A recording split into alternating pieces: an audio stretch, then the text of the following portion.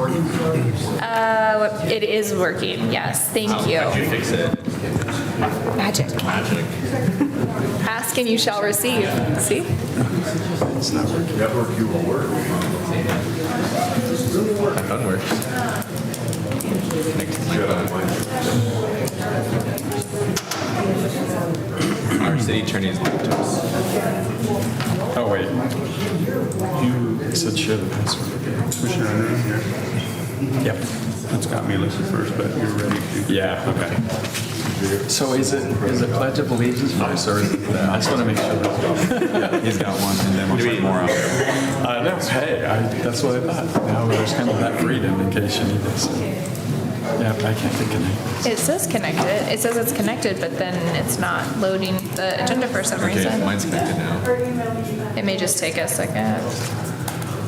That's okay. Garden City Wi-Fi. Is that when you're on? Not the city phone, the Garden City Wi-Fi. Yeah, try that one too. It's the one I'm on too, and it's not Go back working. to the next one. Garden City Wi-Fi. Oops. City of capital C. Of capital GC.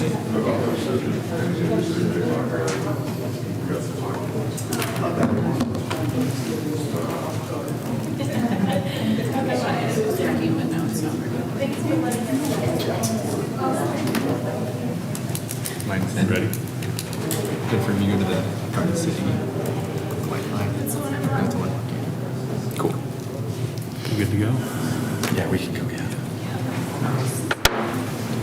Okay, it is 1 o'clock, time for our regularly scheduled meeting.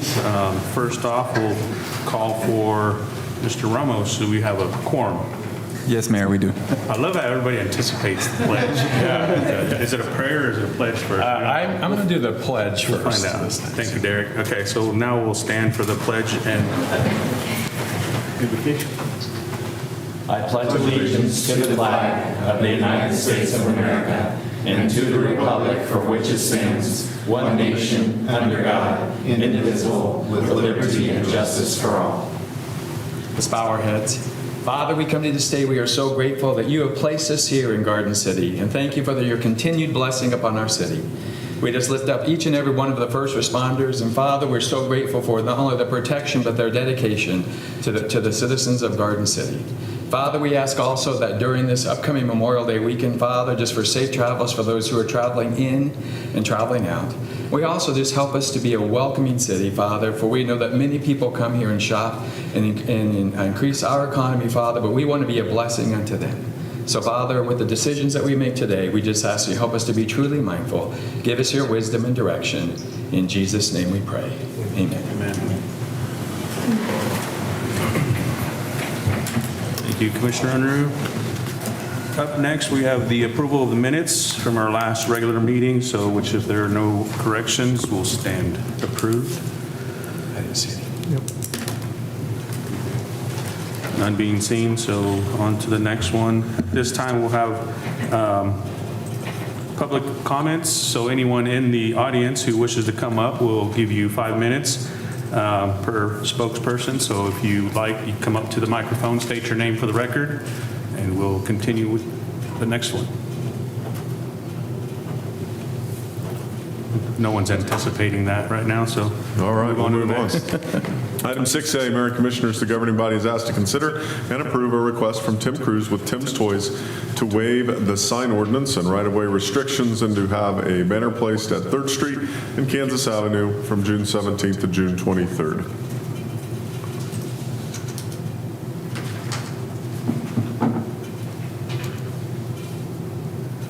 Staff's reviewed the request and has no issue. Mayor, move that we approve the request of the right-of-way restrictions to have a banner placed at 3rd Street and Kansas Avenue from June 17th to 23rd, 2024. Second. Okay, there's been a motion and seconded. Any further discussion? All those in favor say aye. Aye. All those opposed? Motion passed. Item 6B, the governing body is asked to consider and approve request from Matt Geyer, Board President of the Tumbleweed Festival, Inc., for the 33rd Annual Tumbleweed Festival. There's several requests made of the City of Garden City in conjunction with the Tumbleweed Festival. Many of those are approved administratively. The 4 that are on this issue are the ones that are required to be approved by the governing body. These requests are similar to past years. Staff's reviewed them and has no issues. I did appreciate the coordination of the watering schedule. I never thought about that, but yeah, you could get very wet. I remember we did Jubilee one year and we were absolutely soaked, so yeah. I move that we approve the tumbleweed request as presented. I second. Okay, there's been motion and seconded. Any further discussion? All those in favor say aye. Aye. All those opposed? Motion passed.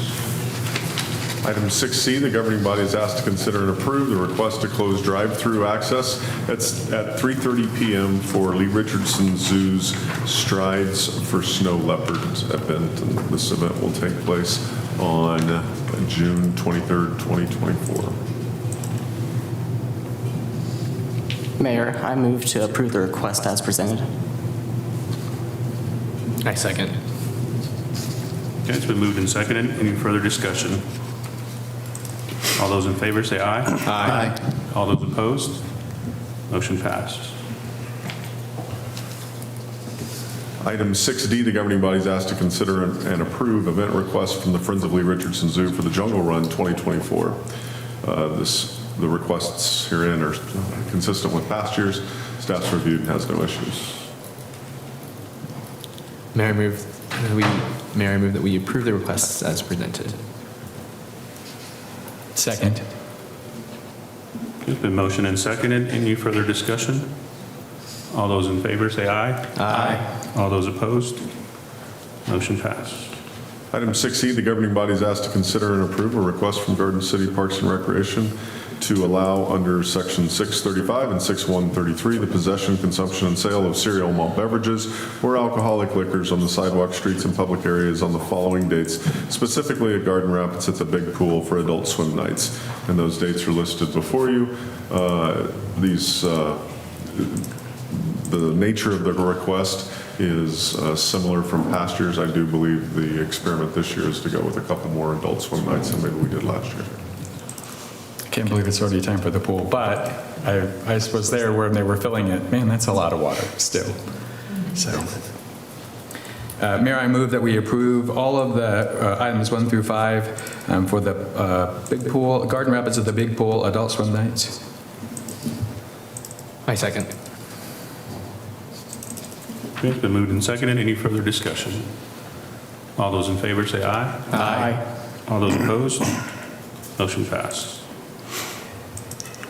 Item 7A, report of the city manager. We are very pleased to recognize and congratulate the graduates and participants of the 2024 Citizens Academy program, many of which are here today, and I'll invite Jamie Lopez, communications manager, up to talk a little bit about this year's class. Yes, good afternoon, Mayor and Commissioners. We concluded this year's Citizens Academy program last Thursday with about 18 participants graduating. After receiving positive feedback from our survey last year, we opted to continue with the 8-week layout and keep the tours that were implemented with some minor changes due to weather on Thursday and staffing. This year's program included bucket truck rides from the fire department, feeding Jabari the rhino, visiting the airport tower, and some participants even had the opportunity to try out some of the different equipment departments had.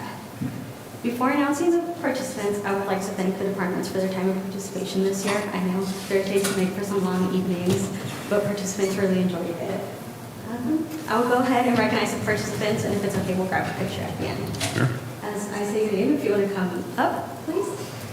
Brianna Briscoe, Loretta Garone, Kimberly McCormick, Michaela Petrus, Jacoby Lockmeyer, Alyssa Meckler, Brittany Powers, Elizabeth Len, Bathsheba Richardson, Debbie Young, Jet DeSalvo, Maria Monteria, Myrna Hernandez, Cynthia Beltran, Sonia Quesada, Jacob Porter, Abby Franco, and Paloma Acosta. Thank you for participating. Thank you. For a picture of the governing body and Jamie.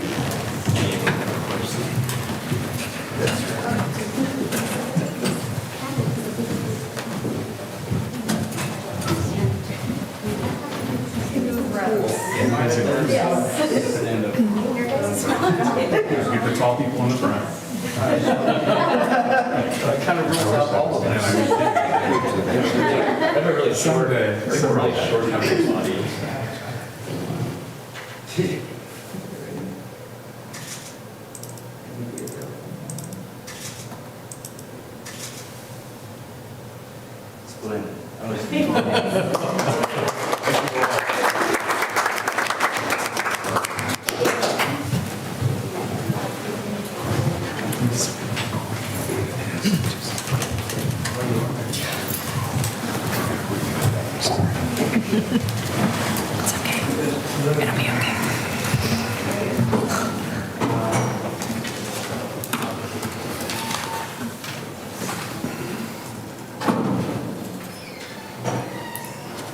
Item 7B, Police Chief Pruitt will present an overview of outdoor warning sirens and plans for future upgrades to the system. Chief? Good afternoon, Mayor and Commissioners. Following the questions from Mayor Ortiz last City Commission meeting regarding our outdoor warning system, staff felt it necessary to provide both the Commissioner and to the general public with information regarding the history and the operation of the existing system. This presentation is not any different than any of the information that you've gotten in the past. It's just a little bit more detailed and granular. The stuff that you had in your packets and the stuff that's in the agenda is in talking point format. So there's a lot of information that was on purpose because it gives context for kind of where we're at. Also attached and embedded in your agenda and in the material is links which include all of the stuff that we're talking about from both FEMA and to include information on the emergency alert system and our policy at the PD for severe weather. If there's any questions during this, please ask, and if there's any questions that I can follow up on with any of the information provided, I'll do my best to get the information back as quick as possible. But rather than read all the information to you, I'd like to focus a little bit on stuff that's not specifically addressed in the attached information or warrants a little bit more discussion. The siren systems that we have 4 different systems that we operate. They're within the city limits, the golf course, that's one system, Holcomb is one system, Southland is one system, and the airport is one system. All of them are activated differently and have different timing on them. The reason behind the different systems, a little bit of history, is, and the reason that they operate independently is because they were trying in the past to be a little bit more specific about where maybe the threat of weather or tornadoes might be impacted. So that's the difference in how they're operated and how they're activated.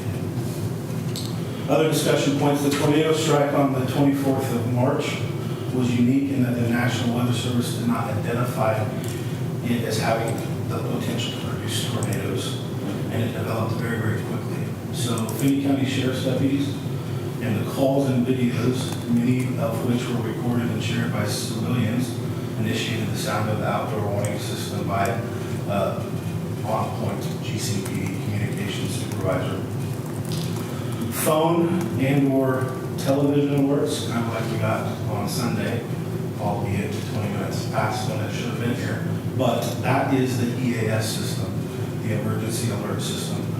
Currently, the City of Garden City and Finney County don't have anything to do with those protocols. However, calls during the tornado strike and further calls from the communications prompted them to activate the sirens and the EAS. We are researching right now to see if what the protocols are for us having access localized to the EAS system to bolster not only the outdoor warning system, but the other systems that we have in place, which we'll talk about in just a second. Some of the outdoor warning units that we have are well over 30 years old and have had numerous repairs done to them over the years. They are strictly warning devices with no audible capabilities of speech or anything that we can advise the public on by voice. Radio systems that control these sirens are in constant need of upgrading, and so multiple departments are currently researching not only the programming aspect of the systems, but whether or not there's grants available for us to see if we can upgrade the systems that we have. I guess my final parting shot, getting any questions that you guys have, is the outdoor warning system is hopefully meant to let everybody know that something's going on that will warrant them either looking at their radars or the other options we have, Alert Sense here in Garden City, which is a county sponsored notification system, or mygcks.com, both of which are notifications that you'll get on your phone if you sign up. So they're subscription based, and that's maybe a little bit of the drawback. It's not like the EAS where it just, even if you have your phone on silent, it's going to sound your alarm. So with all of that, I would be happy to try to answer any questions that you guys have. Well, so I had a question. So the EAS, is that kind of like, is that how Amber Alerts work? Okay. So are those, so those are only available, are they available to cities such as Garden City where we could actually do an Amber or like something like that, or is that not available to us? That's what we're researching. Okay. In the thumbnail sketch that I have right now, I think that it is available. Okay. However, I don't know what training we need to get. Or the cost. To be able to. I don't think there's any cost. Oh, okay. I think we just have to get trained on the protocols of when we can activate it and when we can't. Because I know cell phones have become so prevalent. I mean, and I know the Amber Alerts happen whether or not no matter where you're at. So that's, which I'm glad for, I'm grateful for. So it seems like that would be a really good option. So.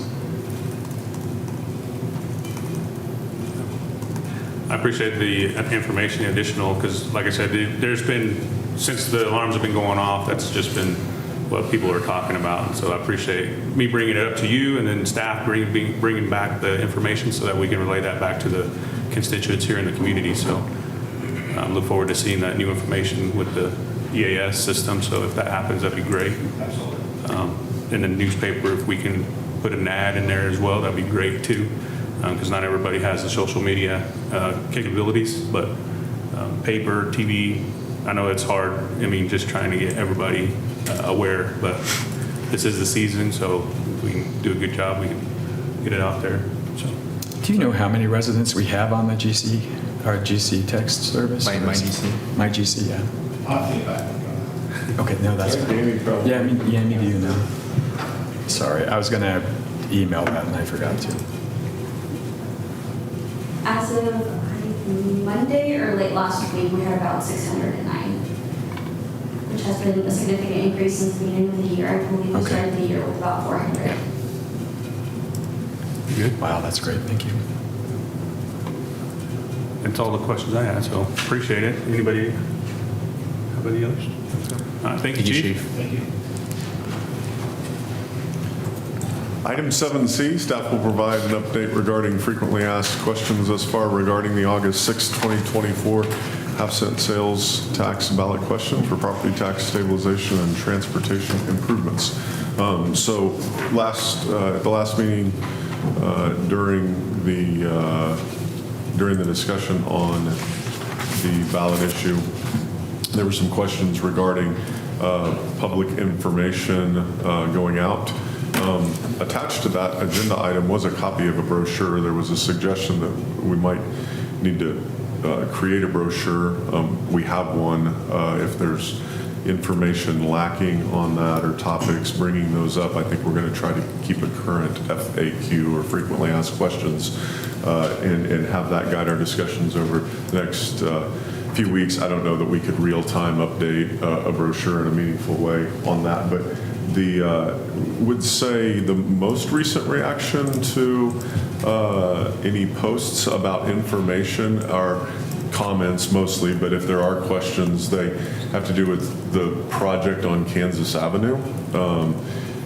some suggestion that it was a redo, it had just been torn up and we're tearing it up again. That is the remaining section of a project that went from 5 Points all the way past the bypass, and that's the, I believe, the last remaining section that hasn't been improved. And so the other ones, the intersections were done.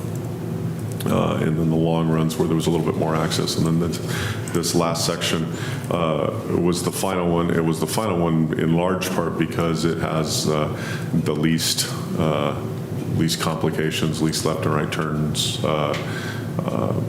through the whole stretch. So it's not, this project is the last of the projects that run all the way from really one side of town to the other side of town, more or less, on Kansas Avenue. The other questions have to do, or comments had to do, that we've heard have to do with property tax. This half-cent sales tax is in large part been programmed as an offset to what would otherwise be a property tax obligation or pressure to eliminate services. That would be a decision that would have to be made annually by this body in the approval of the annual budget. And so, I think all the more reason for as many conversations as possible out in the public about what this sales tax means, if it's passed or if it doesn't pass, and the revenue it brings in annually. Finally, the last item that we've heard is, let's see, it escapes me a moment. Transportation. Oh, how it started. In the 90s, it started as an option to fund transportation improvements, road projects, largely. The condition of the roads were in a state of disrepair following pretty severe weather, winter weather that had created a situation where the amount of money needed to fix the roads was beyond what the city commission at the time was interested in doing through property tax. And so a sales tax was levied. It had a sunset for 10 years. That property tax was reauthorized in 2003. After a failed attempt to reauthorize it without a sunset, it was then reauthorized by voters with a 10-year sunset.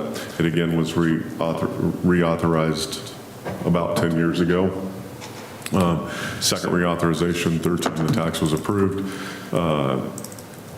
And then again, and it's on the ballot for consideration now. So the question of, where did this all start? This all started in the 90s. It was an attempt to begin to address general fund needs, transportation, but also kind of the pressures placed on property tax across the general fund, and replace that with in part by a sales tax. So that's just kind of an update. If you all got a copy of the public information, if you have suggestions on that, but I think the action item at the last meeting was more or less approving not just the ballot issue, but also the support information that would go out to help educate the public on what this tax was about. So any questions on the sales tax thus far? I know speaking opportunities to share the public information are coming up pretty rapidly. I think we just got plugged in for Thursday for a chamber event that will begin covering staff and I think the mayor and vice mayor, all commissioners will have an opportunity to probably get to some of these events as schedules begin to get cramped up through the summer. But if you have any questions, we'd be glad to try to answer those. Or feel equipped with the public information that's out there. I think the brochure is really well done and it's been really well received. I think it has lots of information. And then a chance to go through it with people it's really beneficial. All right, well, as questions come up, if you have any for staff, please forward those to me. I'd be happy to handle them. I think we're ready for 7D then? Yes. 7D, 7E, and 7F are all monthly staff reports. Do you have any questions on any of those staff reports, comments? All right, then we'll move on to meetings of note. If any of those require RSVPs, you might contact Corey and Seelan by email. They're out of the office this week, but we'll be back next week. Appropriation ordinance is the next item. Mayor and Commissioners, if you approve, the appropriate motion would be to approve appropriation ordinance number 2563-2024A. Mayor, I move that you approve appropriation ordinance number 2563, 2024A. I second. Okay, it's been motioned and seconded. Any further discussion? All those in favor say aye. Aye. All those opposed? Motion passed. Item 10A, the governing body is asked to consider and approve the attached resolution allowing Garden City to participate in the Kansas Housing Investor Tax Credit Program for the Hunters Glen Phase 4 on behalf of LV Housing Development, LLC. If approved, it would be Resolution 3109-2024. Alicia. Mayor and Commissioners, the Kansas Housing Investor Tax Credit Program allows for housing projects within counties with a population fewer than 75,000 to apply for tax credits under this program. The communities must have a need for housing, as determined in the most recent Community Housing Assessment Team report. There remains a need for moderate housing in Garden City. Government agencies apply on behalf of the developers. A resolution of support is required by the governing body, giving the city authority to participate in the program.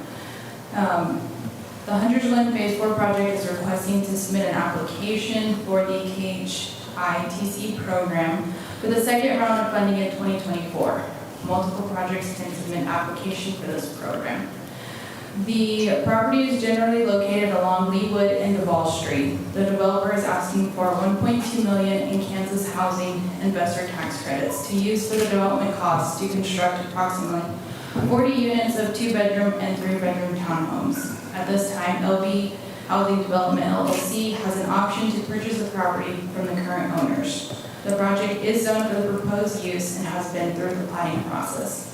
Your alternatives are the governing body may approve the attached resolution supporting the KHITC application for Hunters Glen Phase 4, or the governing body may deny the resolution and not support the application. Staff recommends the governing body approve the resolution supporting the KHITC application for Hunters Glen Phase 4. From there is no fiscal impact to the city. The developer is pursuing the grant. I make a motion we approve Resolution 3109-2024. Second. Okay, it's been motioned and seconded. Any further discussion? All those in favor say aye. Aye. All those opposed? Motion passed. Thank you. Thank you, Alicia.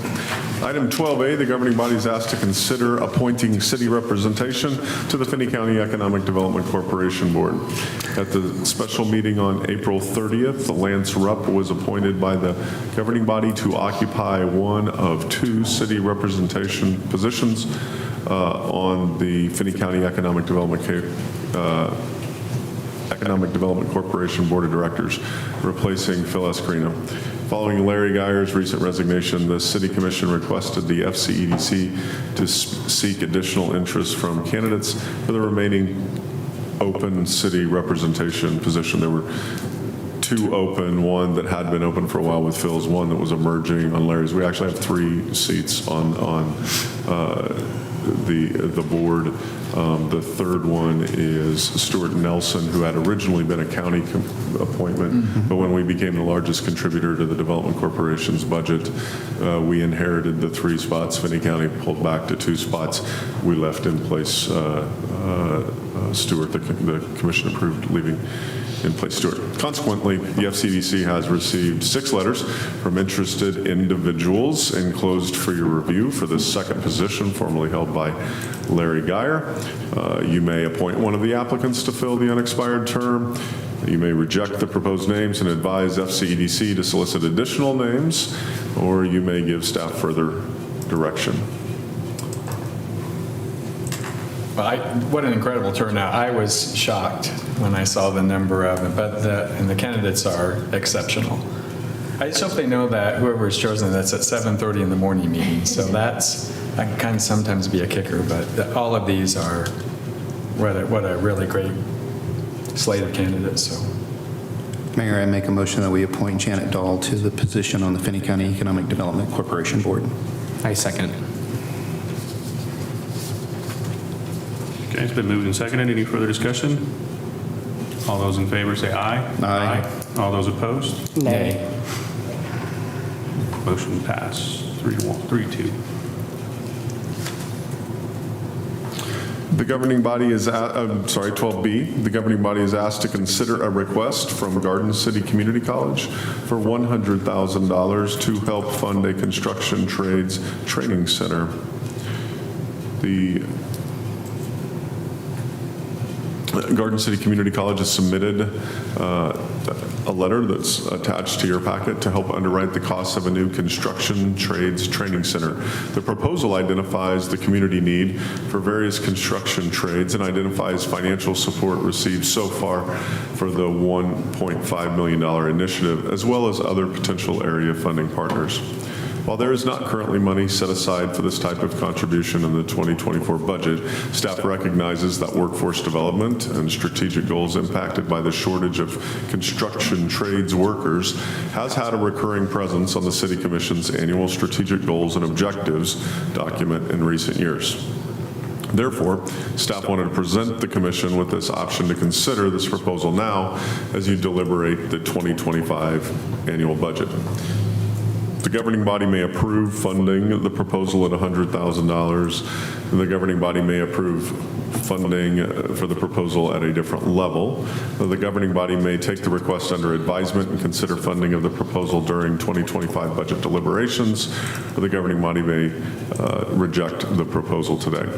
Staff recommends the governing body take the request under advisement and consider funding of the proposal during 2025 budget deliberations. There are no funds appropriated in the 2024 budget for this proposal. The City Commission could direct spending down the general fund cash balance to fulfill this request or consider it as a 2025 budget item, which would also include consideration of a 2024 budget amendment. When you consider 2025, you can consider amending the 2024 budget.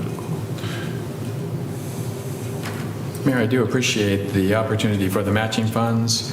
And I also, just as I was thinking through this, the Garden City Community College, along with the county and the school district, are incredible partners with us in our RHID program.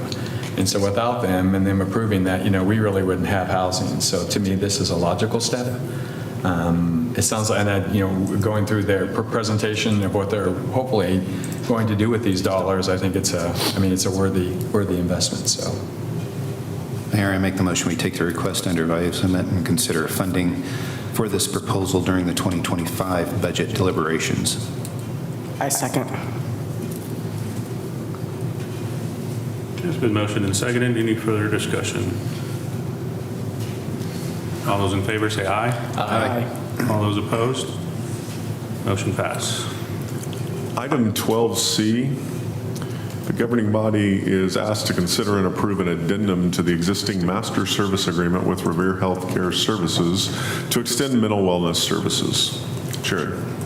Good afternoon. At the May 2nd, 2023 City Commission meeting, the governing body approved an addendum to the master service agreement with Revere Healthcare Solutions, Inc. to continue mental wellness services. RHS staff and city staff have met and reviewed the utilization of the mental wellness services provided by RHS, and utilization has been approximately 97 visits a month over the last 12 months. At this time, RHS has requested a new addendum to the master service agreement and be approved. The addendum provides 84 mental wellness visits per month to city staff at an annual lump sum cost of $126,000 or a monthly cost of $10,500. And this is the same level as what it was last year. The visits would be capped at 84 scheduled visits per month, and therefore no costs above and beyond the established amount would be experienced. The addendum provides that if the city elected to pay with a lump sum payment and a particular month has less than the full 84 visits used, either a credit for the additional visits would be applied to the following month, or a credit would be provided to the city at a rate of $125 per visit and will be accounted for as a reduction in the monthly base fee for services provided by RHS. The addendum would take effect on July 1, 2024, and would be in effect for 12 consecutive months until June 30th, 2025. The total one-time cost of the addendum is $126,000. The alternatives before you today are that the governing body may approve the addendum to the master service agreement with Revere Healthcare Services to continue mental wellness services, or the governing body may not approve the addendum. Staff recommends the governing body approve the addendum. And as a fiscal note, the cost for the mental wellness services was included in the allocation of ARPA funds in 2021 and 2022 and partially paid for using ARPA funds in 2023. And so there was a partial payment that the city covered from the health insurance fund last year. But moving forward, the cost for the renewal of mental wellness services will come from the health insurance fund of the city. And there's contributions from the city per employee that go into that fund, as well as portions taken out from the employees' deductions of their paychecks to go towards wellness services, as well as their general health insurance costs. And I'm happy to answer any questions you may have. I make a motion that we approve the addendum to the master service agreement as presented. I second. Okay, been motioned and seconded. Any further discussion? All those in favor say aye. Aye. All those opposed? Motion passed. Item 12D is the 2024 budget discussion on debt service, special revenue, and internal service funds. I got the easier item out of the way. This one takes a little longer.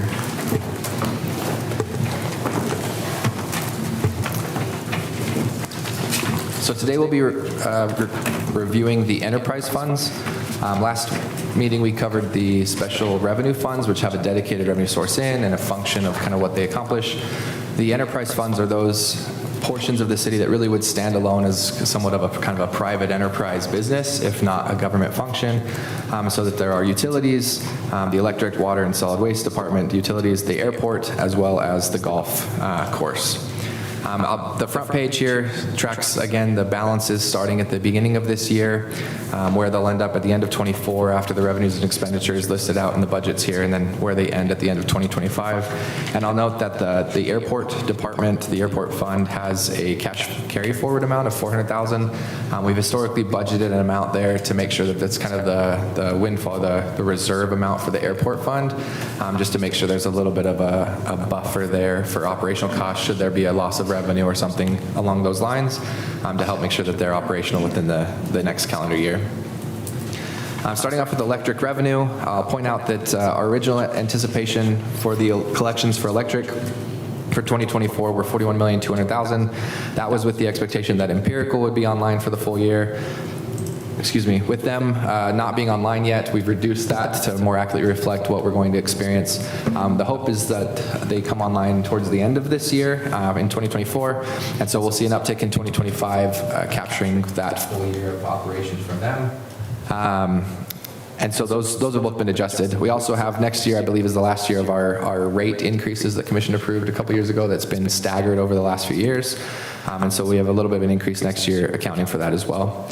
There also, I'll mention the reimbursed developer line is upticking a little bit. We have some housing projects, and when a project goes in, they pay for the electrical infrastructure being put in for that. And so we anticipate some of those projects upticking what we're going to be experiencing in that reimbursed developer line in 24 and 25. Next, we have the electric additions. This is where we account for all the infrastructure, the materials that go in and end up being capitalized for the department. We have an uptick in the material streetlights, so you'll see the 300,000 in 24 and 25. We've had some streetlights, some sections in town that are failing or been a little bit diminished, so we're going to be looking to replace those and get those back up to where they need to be. And so we've budgeted a little bit more in each of those lines. I'll mention the meters. We continue to replace our non-remote disconnect meters with remote disconnect meters, so if there's ever a chance where the utility service guys are out working on a meter that's non-remote, they replace it with the new remote to make it easier for us to manage and control those from a distance. And then I'll just highlight here the last line, the other GIS systems. This is the code. This is where we pay our contract piece with the county for the GIS services, but it's come out of this additions section historically, but really it's not an infrastructure piece. It's not something we'll capitalize, so we're moving that to a different piece of each budget. You'll see the same thing in water, and you'll see the same thing in solid waste, that this code is coming out of the additions or that capital piece and going to the contractual department. Also in 2024 here in this additions, we've got quite a bit of equipment that the electric utility will be purchasing. They're looking at getting a digger derrick this year, as well as a couple pickups and dump trucks to keep kind of the operation moving forward. Some of those have been previously ordered, the supply chain issues we've experienced the last few years. These have been kind of on the radar for a while, but they're now getting here, and so the cost is kind of hitting all at once, where if you look back, last year was $38,000 this line. It was just, we intended to spend these dollars, we intended to purchase equipment, it just wasn't available. And that's kind of a theme that we've seen across most of our departments the last few years. Next is electric production. Here we have some of our salary positions. We've got salaries and benefits here for some of the staff. You'll see that 5281 code is that contracted GIS, reflecting that piece that we pay the county. Here our wholesale electric costs were reducing from what we originally anticipated, again due to the lack of empirical being online.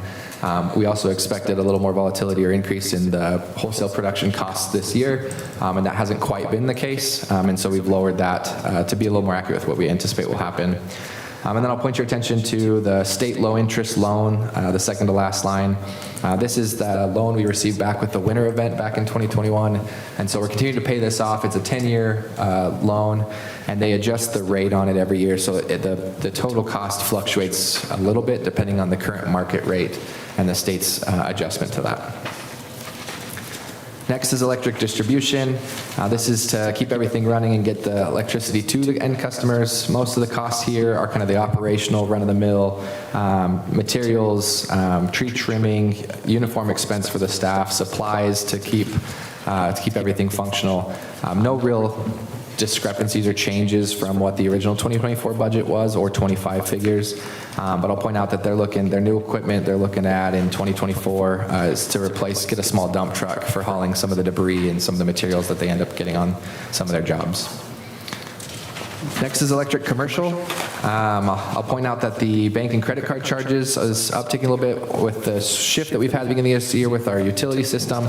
We're seeing a few more people switch to paying in our office over the counter as they've gotten kind of used to the online program or fallen away from the auto payments they used to be on. So we anticipate those credit card charge fees to be up a little bit this year over last year, and so we've raised that a little bit.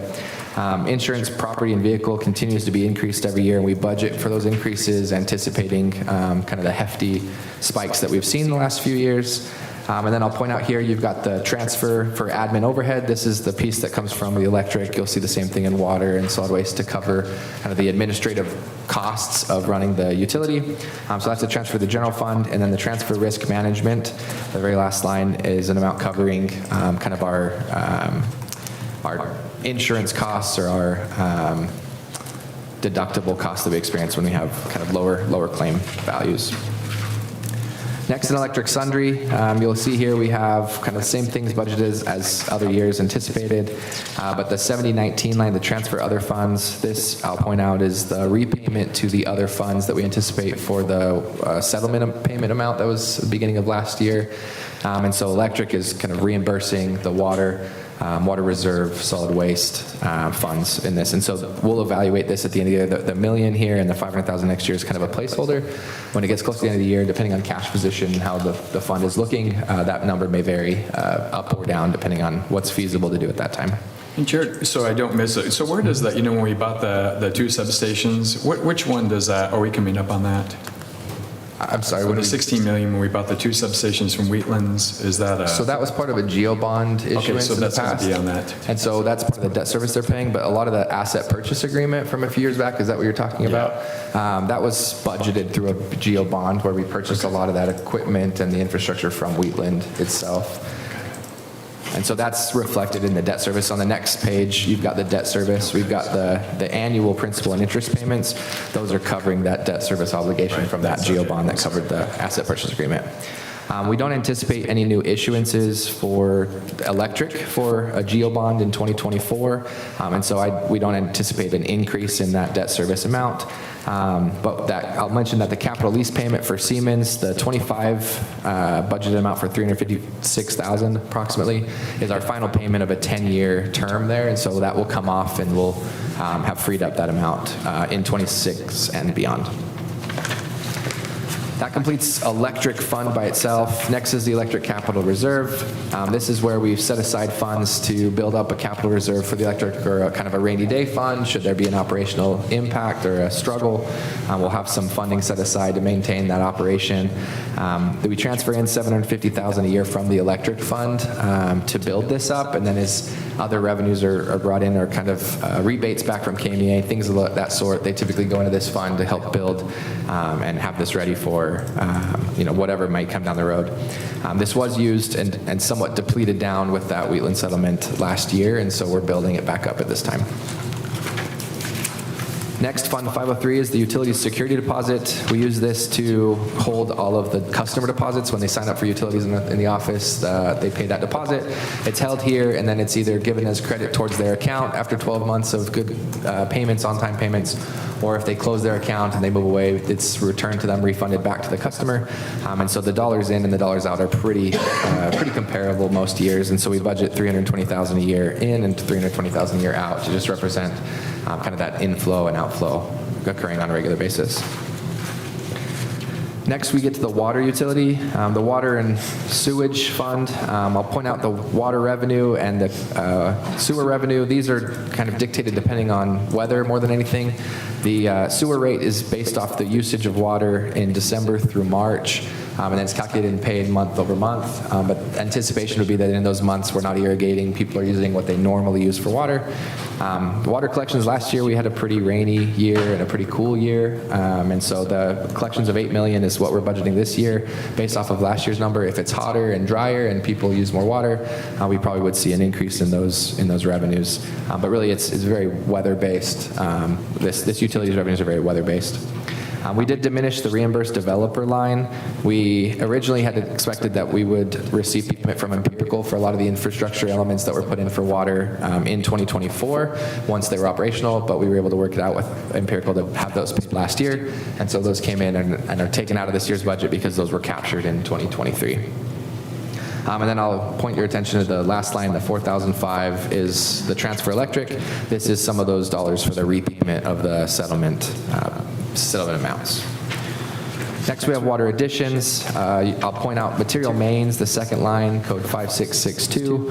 You'll see an increase in the 24 projection over the original, up to $456,250. This is to account for the extension to the Country Acres property that was approved recently to run that sewage line to those properties. And so that's an uptick in this year. And then in the equipment replacement wastewater treatment plant line, 6451. You'll see that we originally budgeted $800,000, and this year we've increased that to 1.5. That's to replace two fairly critical systems out at the utility or the wastewater treatment plant. One is the polymer system, that's just about $640,000, as well as the UV system, which on your tour I think you saw was kind of the ultraviolet light at the end there before it's discharged. And that cost is about $880,000. And so those two pieces together are what are being accomplished this year at a pretty high price. And then we have the $500,000 next year is for replacing a couple of gearboxes as well as rebuilding one of the clarifiers. And then I'll point out that Other GIS system, the last line here, you'll see the reduction in 24 because we're moving that GL, but the 54,000 budgeted in 25 are for SCADA servers, and so that's an actual capital addition of infrastructure that we're going to be putting in, so that does stay in this line here. Next, we have water production. Starts with the staffing positions of water in this department. You'll notice that the contracted GIS line, about the mid-page, starts up with the transition. And then I'll point your attention to the bottom of the page under utilities electric. Historically, we have had the wastewater treatment plant has paid the electric utility, the cost for the electric service, but a lot of the wells and the other water infrastructure have not been being charged. They've been on what's been designated as a free service for the city.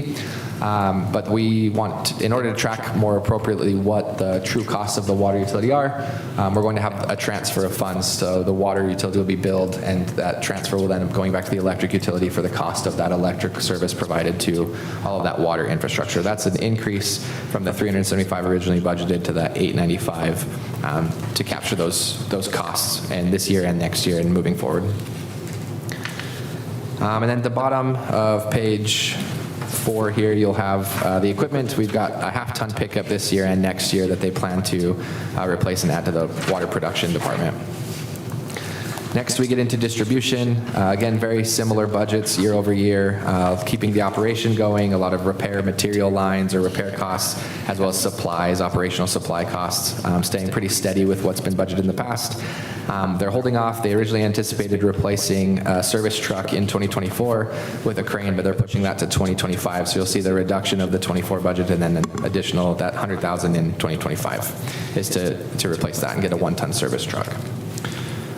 Water commercial, everything is fairly status quo other than the increase of the insurance for property and vehicle. Again, just sticking with kind of what we're experiencing across the board. And then I'll point your attention to that transfer admin overhead piece to cover the costs of administrative offices, as well as that transfer for risk management here out of this fund.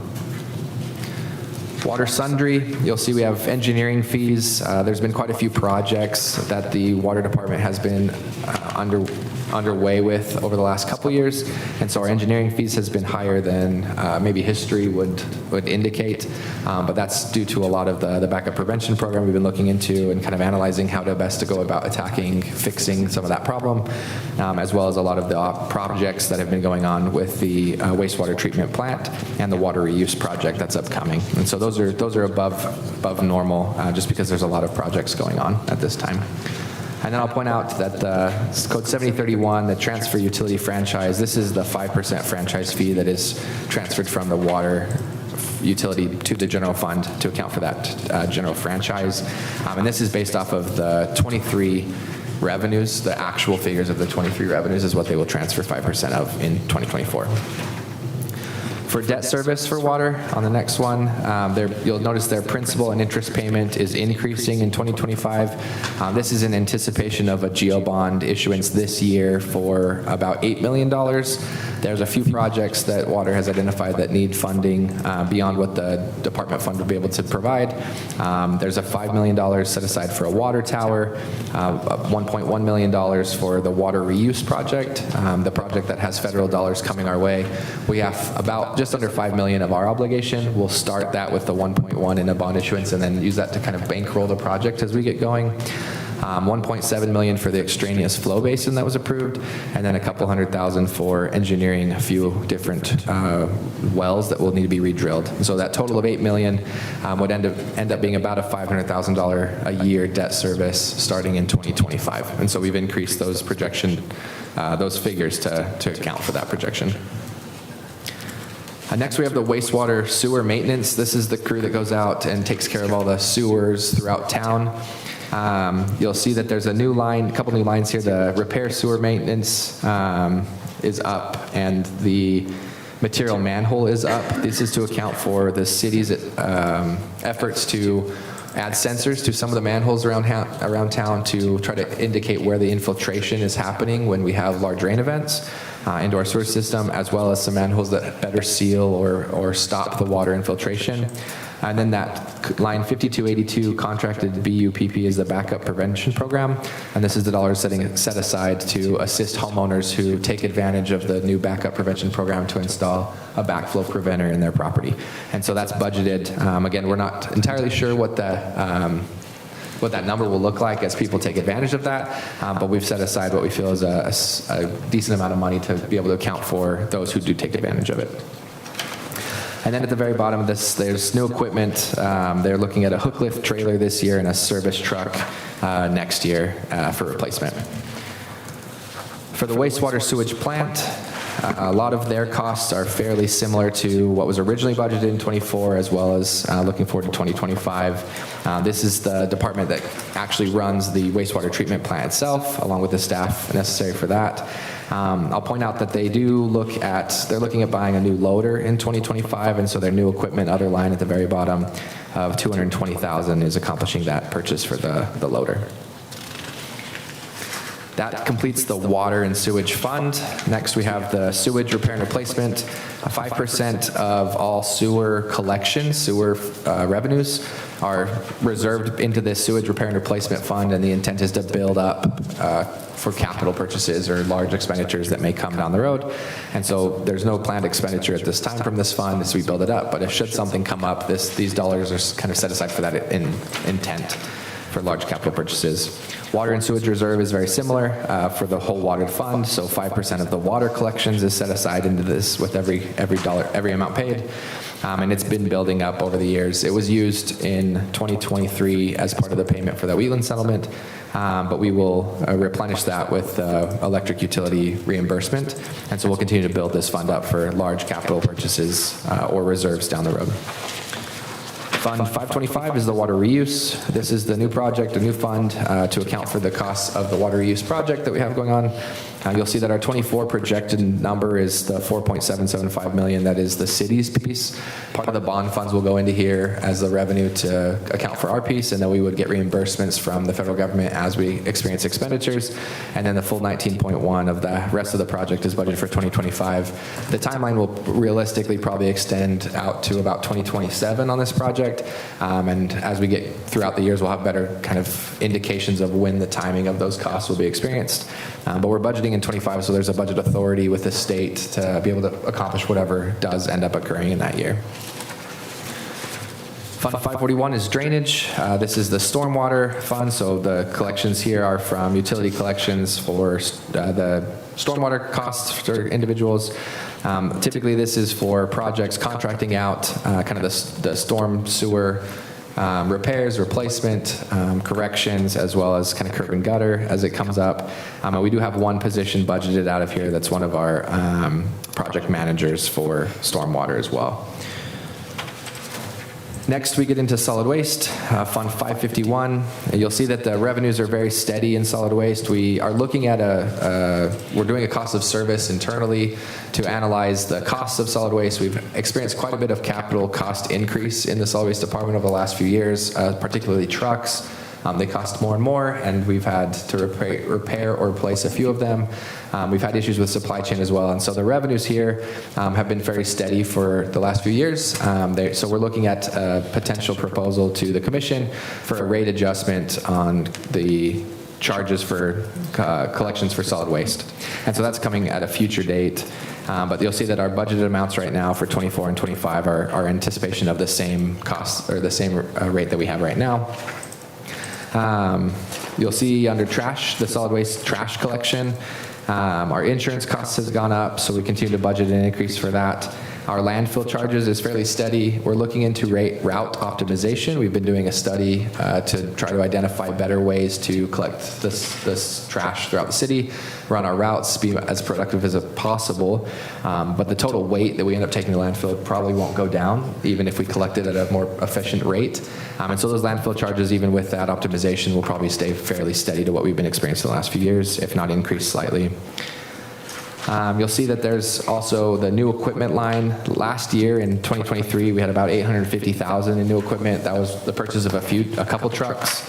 And then we've been leasing more and more trucks the last few years. Part of that has been, most of that has been because they're available, because we haven't been able to order those trucks with such the lead times that we've been experiencing. But if we lease them, they're available very quickly. And so we've chosen to go that route. So in 2024, that $456,000 we have budgeted, there's a lease for a side load truck, a front load truck, and a rear load truck, as well as they're looking to replace one of the fleet service trucks. In 2024, we'll pay a buyout price for the rear load. We anticipate paying the buyout price for this rear load lease that we've had to then own the truck at the end of the lease. And in 2025, we will look to purchase and buy out the side load truck. So it's a way, instead of having a lead time for 24 months, we had a truck the whole time and then we're buying it at the end. So the end game is the same for us, other than we didn't have to wait with no truck for the whole period. And so those two trucks will hopefully be owned within the next 12 months, and then we'll have the front load lease anticipated to continue on at this time. I'll point out as well that there's the transfers for the admin overhead and the utility franchise from the solid waste to the general fund, just like there was in the electric and the water utility as well. Next, we have recycling. You'll notice that the salary and benefit costs in 24 and 25 have been reduced. They originally were a few drivers specifically for recycling, but those have been shifted to the trash collection portion. That way, if there's ever vacancies or temporary holes to fill in, they can use the same drivers and not have to worry about having specific technical drivers for recycling. So they're all lumped together in the budget. So the recycling costs listed out here are more the operational costs, the material costs to keep the recycling vehicles running and everything else. And next is household hazardous waste. This is the breakout of the program for removing and responsibly disposing of the chemicals or hazardous waste that residents may have. And so the costs here really just have to do with us contracting out that removal or that disposal of that we experience. Next is the fleet division. Here you have salaries for the fleet mechanics.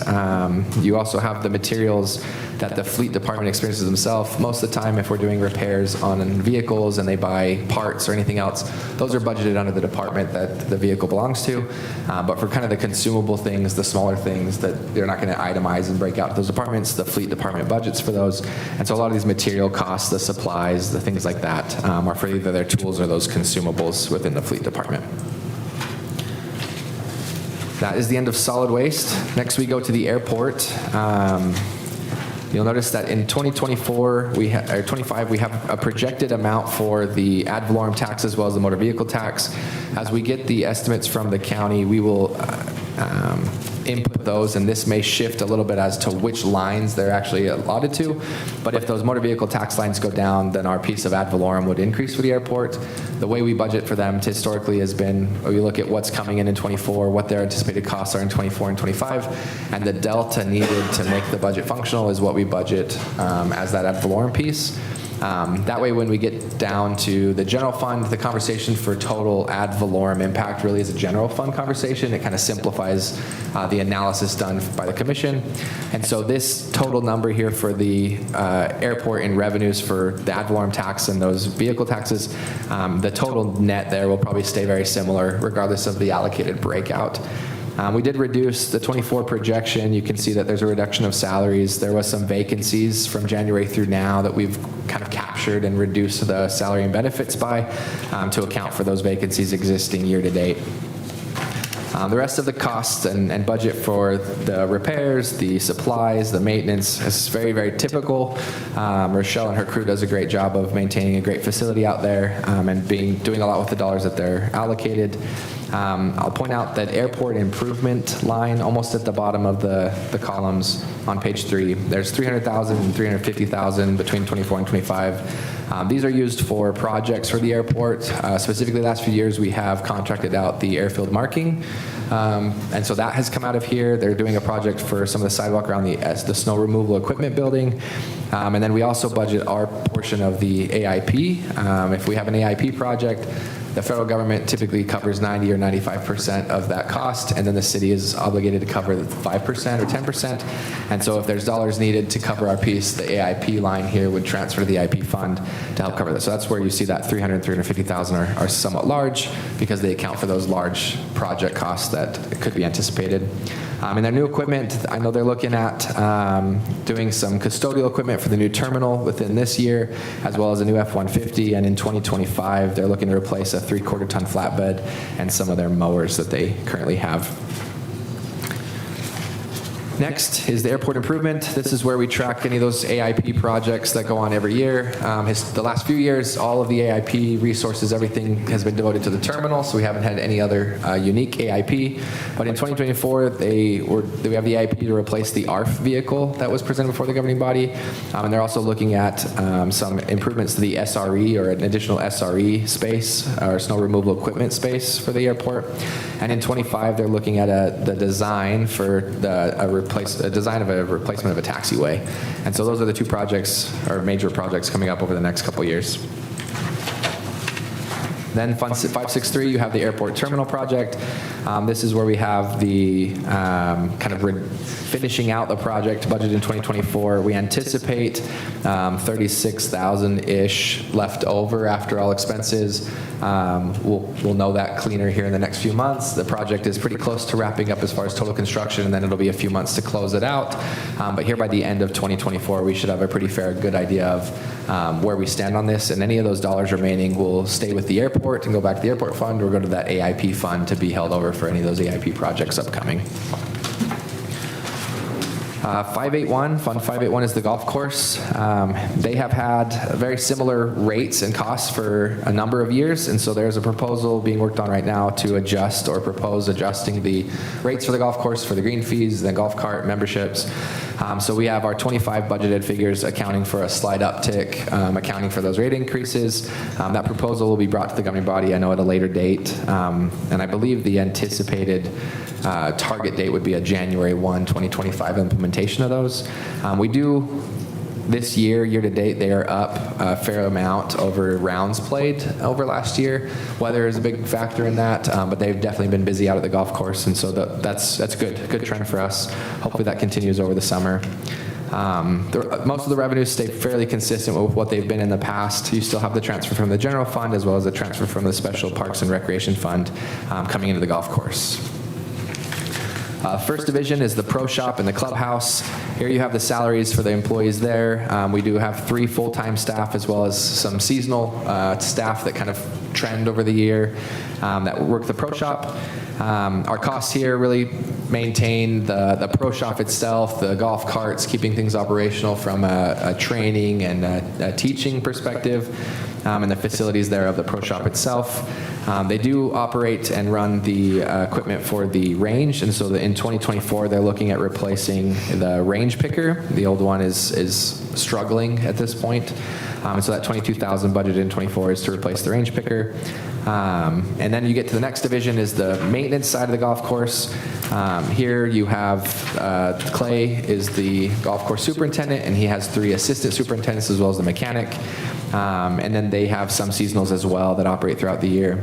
Most of the costs here are very steady with prior years for repairing the grounds, equipment, fertilizer, supplies for maintaining the operation out there.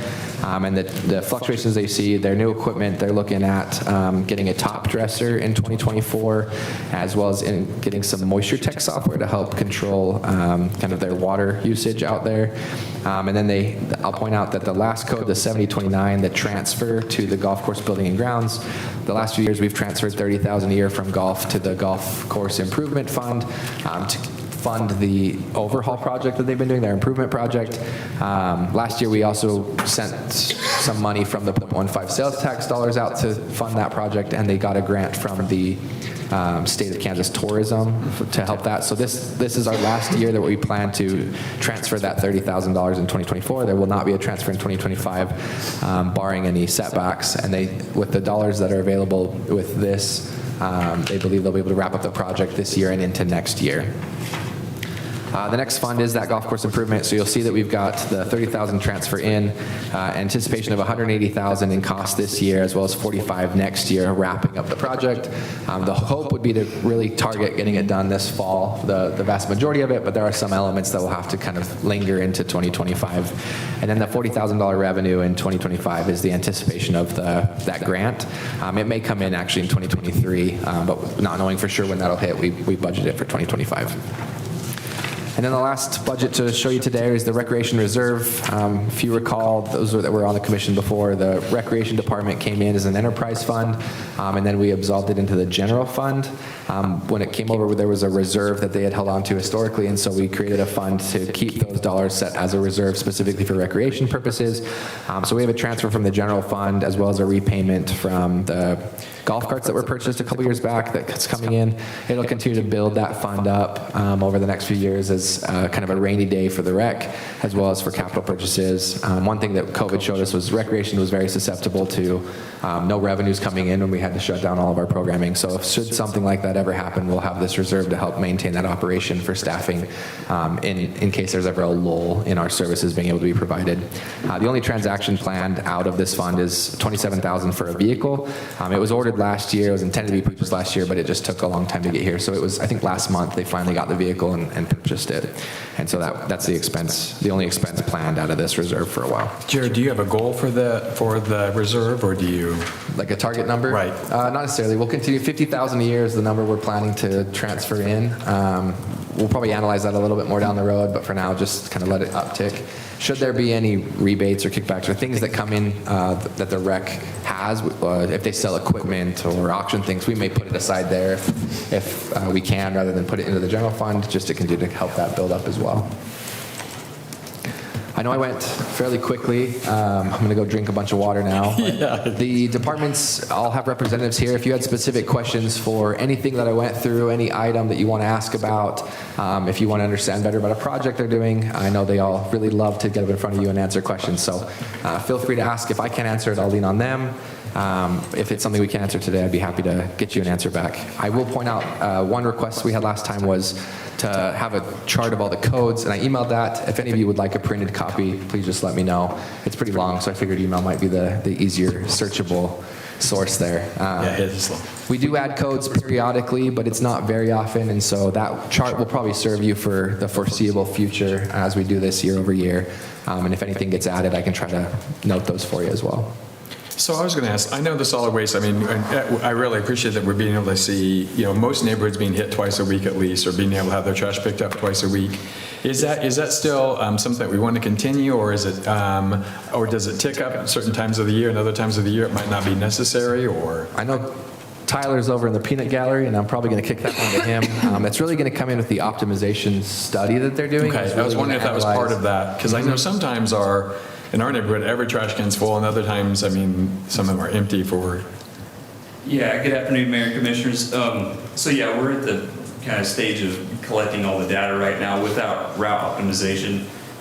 We will be looking at containers out there, if we need to add additional containers or remove containers, we've already kind of started doing some of that. But as far as looking at once a week pickup, that's all going to kind of be at the end of the whole route optimization study and looking at those changes in the future. So, because then they could save money in case. Yes. We would need that, especially for budget. We do have times, I know we've talked about it internally, that there are times we go to pick up those routes and there's not much in each of those containers. And so, like Tyler said, if we add a second unit for those houses that do have more trash, if they can have 2 containers rather than 1, but we still go once a week, would that then serve not 80% of them being fairly empty? So the route optimization is going to compare what we do also to other cities and other communities to kind of know what's best practice. And that's something, correct me if I'm wrong, Tyler, but we haven't done that before. So we've kind of done this internally without really analyzing compared to others. And so it's going to be cool data to have to look back at. One neat feature that route optimization will be able to tell us also is that first pickup, the landfill weights. It looks at the weight tickets at the landfill, so it'll be able to tell us, what the weight looks like from the first pickup to the second pickup as well. Wow, okay. No, thank you.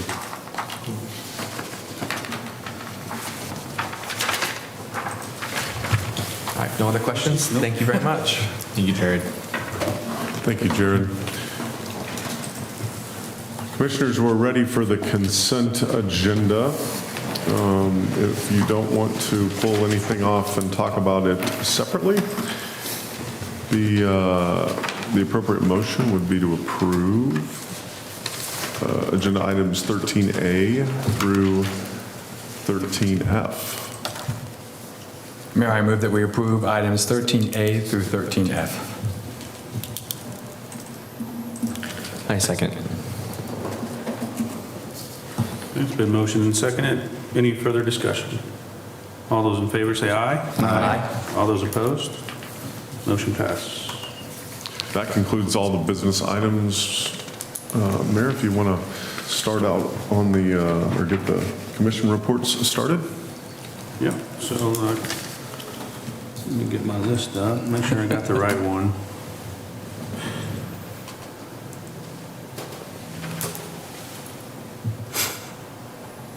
All right, we'll start off with Commissioner Under.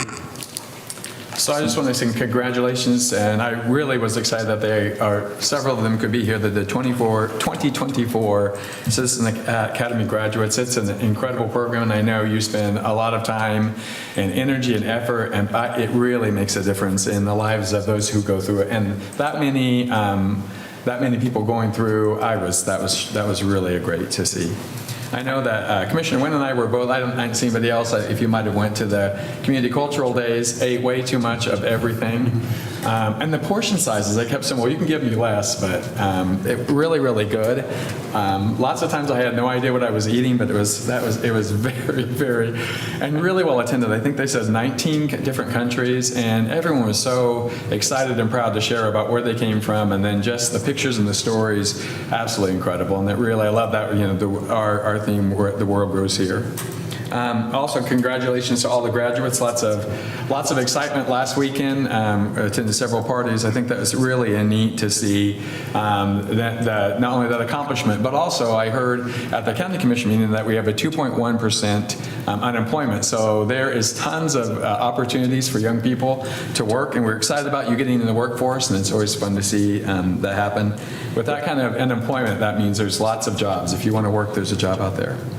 I did take my dad out to do an airport visit, and boy, it's looking really nice. They've really cleaned up a lot of, he couldn't believe how it looked, and when we walked through it, and how open and airy it was. And he goes, he couldn't believe how well it was going.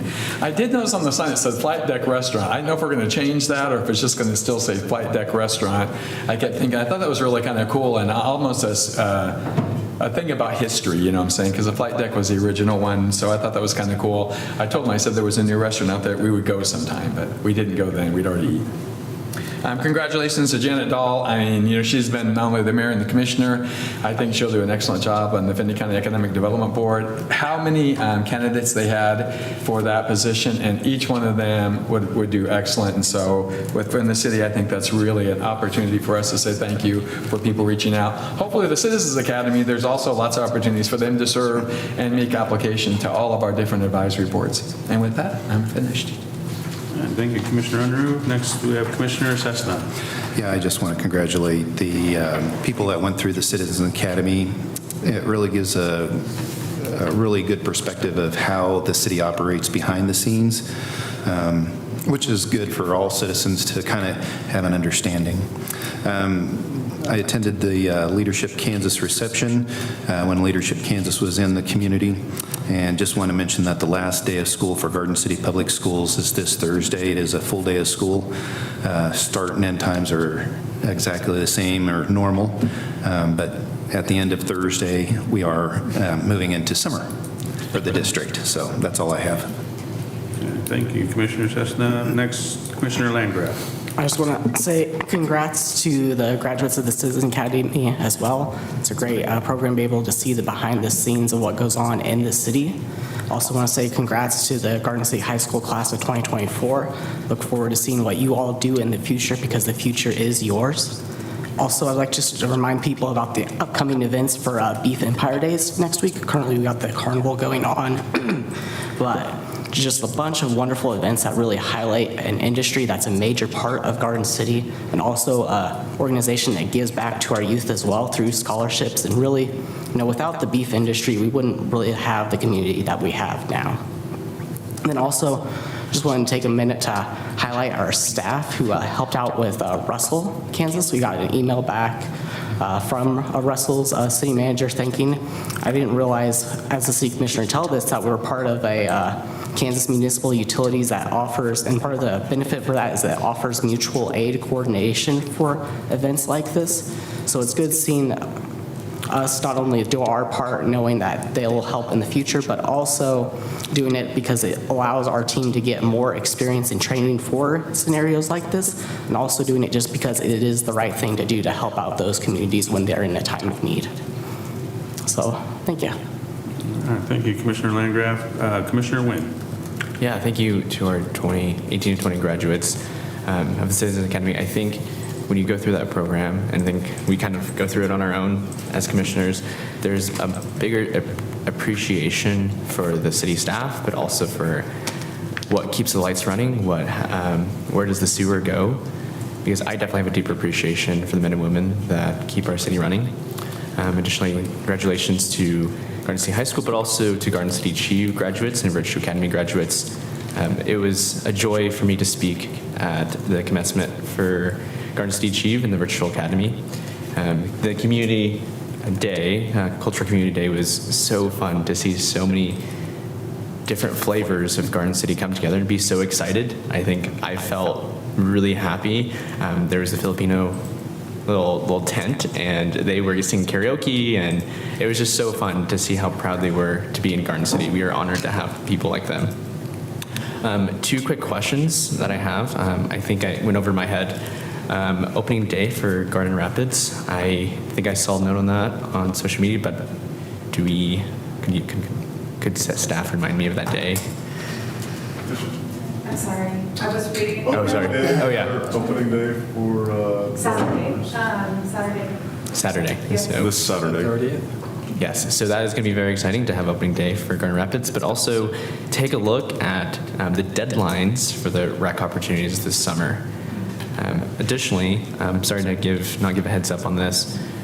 I was looking at the item 6A for the special event form.